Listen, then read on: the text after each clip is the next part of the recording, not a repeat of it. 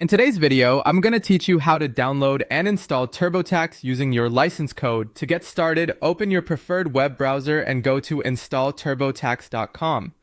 This is the official place to begin the download process, so make sure the website address is typed correctly before you continue. Using the correct site helps you avoid downloading the wrong file and ensures you're getting the official installer. Once the page loads, sign into your account. If you're already signed in, you may be taken directly to the next screen. If not, simply enter your account credentials and continue. Make sure you're using the same account connected to your TurboTax purchase whenever possible, since that can make the setup process smoother and help keep your software access organized. After signing in, you'll be asked to enter your 16-character license code. Carefully type the code exactly as it appears, paying close attention to letters, numbers, and any dashes if they are shown. It's a good idea to enter it slowly to avoid mistakes.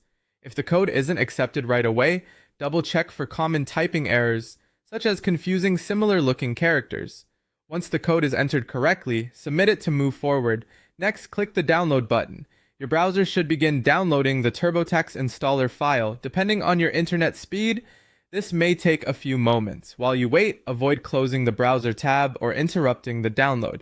If your browser asks where to save the file, choose a location you can easily find, such as your downloads folder or desktop. When the download is complete, launch the installer. In most cases, you can do this by clicking the downloaded file from your browser or opening it from the folder where it was saved.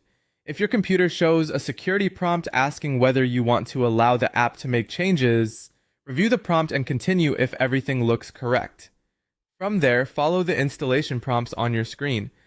The setup usually only takes a few minutes.